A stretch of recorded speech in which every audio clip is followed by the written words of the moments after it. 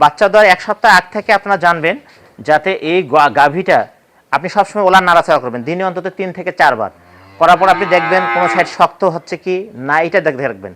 যদি মনে হয় যে শক্ত হচ্ছে, তাহলে আপনি হালকা একটা মেসেজ করবেন, এবং মেসেজটা অবশ্যই আপনাকে লক্ষ্য রাখতে হবে, আপনাকে বিপরীতমুখী মেসেজ করতে হবে। কীরকম?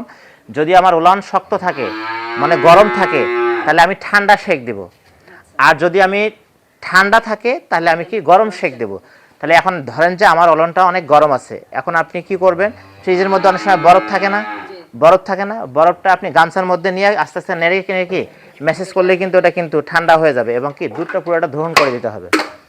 এবং আরেকটা বিষয় মনে রাখতে হবে, দুধ দোহা মানে বাচ্চা দেওয়ার 1 সপ্তাহ আগ এবং 1 সপ্তাহের মধ্যে এই রোগটা সর্বোচ্চ বেশি দেখা দেয়। তো আপনারা যদি এই বিষয়টা সচেতন থাকেন, আশা করি এই টাইমের মধ্যে আপনাদের কি এই সমস্যাটা হবে না। দ্বিতীয়ত, অনেকে আবার করে কি, বাচ্চা দেওয়ার সাথে সাথে কি গরুকে অনেক খাবার দেন না আপনারা?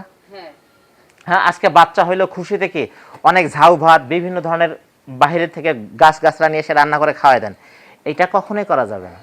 যখন একটা মানুষ হোক আর গরু হোক, যখন বাচ্চা হবে, এই বাচ্চাটা হলে কি হয় বলেন তো, পেটটা অ্যাবনর্মাল থাকে না, তখন তাকে কি একটি ভালো খাবার দিতে হয়, এবং কি কম পরিমাণে দিতে হয়, মানে খাবারটা যাতে পুষ্টি থাকে, বাট কি কম পরিমাণে থাকতে হবে।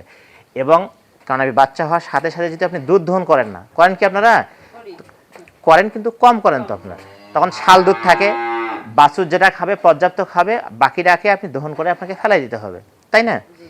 এখন এটা যদি আপনি করেন, পরবর্তী আপনাকে কি করতে হবে, আপনাকে 5 থেকে 7 দিন পর যখন আপনি দুধ দহন করা শুরু করবেন, তখন এর কি আস্তে আস্তে খাবারও আপনি বাড়াই দেবেন।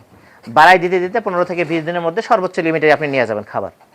এই যে খাবারটা আছে, খাবারও নিয়ে যাবেন, আপনি দুধও দহন করবেন, তাহলে কি আপনার এই সমস্যা হবে না। এবং সবচেয়ে বড় যে ইম্পর্টেন্ট বিষয়, একই মানুষ একই প্রত্যেক দিন জাস্ট টাইমে আপনাকে দুধ দহন করতে হবে। মানে কি 5 মিনিট 10 মিনিট কোনো ক্রমে আগা পাছা করা যাবে না। এর একটা দুধের ফ্লো আছে, বুঝছেন? আপনি যখন ডেইলি ওই টাইমে দুধ দহন করবেন, যদি আপনি আধা ঘন্টা কম বেশি করেন, তাহলে কিন্তু আপনাদের এই গরুতে ম্যাস্টাইটিস হয়ে যাবে। তাহলে যদি বড় দুধালো গাভী আপনি পালন করতেছেন, আপনি টাইম মেনটেন করতেছেন না, তাহলে কিন্তু আপনার অনেক বেশি খরচ হবে। তাহলে এই খরচগুলো আপনি কখনোই কি আপনি এগুলাকে নেগলেক্ট করা যাবে না। এবং সবচেয়ে বড় কথা হচ্ছে, যদি আপনার পরিষ্কার গামছা না থাকে, আপনার একটা গাভীর দাম কত, 2 লাখ 3 লাখ টাকা। হ্যাঁ, তো আমি এইটা গাভীর 20 থেকে 30 লিটার দুধ পাই, তাহলে আমি এখানে কি একটা সুন্দর টিস্যু বক্স এনে রাখতে পারি না? যখন আপনি দুধ দহন করবেন, তার আগে কি ওলানে সুন্দর করে পানি দিয়ে কি পরিষ্কার করে নেবেন। নেওয়ার পর কি করবেন, আপনি সুন্দর করে টিস্যু দিয়ে মুছে নেবেন, আপনার হাত জীবাণুমুক্ত আছে কি না সেটা আপনি ক্লিয়ার করবেন।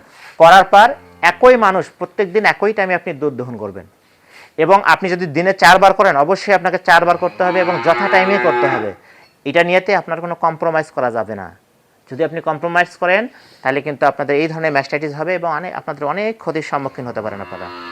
আরও একটা আমি কথা বলি আপনাদের, এই যে গাভী আছে, বড় ধরনের গাভী, যখন আপনার 20 থেকে 30 লিটার বা 10 লিটার 15 লিটার দুধ দহন করি, দুধ দহন করার পর যে বাটের যে ওলানটা আছে না, এই যে বাট যেটা বাট আমরা ধরি, এই বাটের মুখটা খোলা থাকে না, অনেক দুধ যখন বের হয় বাটের মুখটা খোলা থাকে না, এই যে আপনি যে ফ্লোর পানি দিয়ে পরিষ্কার করেন, এখানে অনেক সময় আপনারা জীবাণুনাশক দিয়ে কিন্তু ক্লিন করেন না, এইখানে জীবাণু থাকতে পারে না?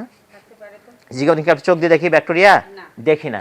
এই জন্য আমার কাজ হচ্ছে কি, আমি যখন দুধ দহন করা শেষ করব, যাতে গাভীটা আমার নাশ হয়, তখন আমি কি এই কাজটা করব, দুধ দহন সাথেই আমি কি গাভীকে পর্যাপ্ত খাবার দিয়ে দিব, যাতে সে দাঁড়ায় কি করে 1 ঘন্টা পর্যন্ত সে খাইতে পারে। তাহলে আমার কি গাভীর কিন্তু অনেক অংশে ম্যাস্টাইটিস কমে যাবে। এবং আরেকটা বিষয় আমি আপনাদেরকে মাথায় রাখবো, যদি এই কাজটা আপনি করেন, মানুষ আছে না, এই গরুদের কিন্তু আপনাদের কি একটা মানুষ যদি নড়াচড়া না করে, তাহলে কি মানুষ কি ভালো থাকে?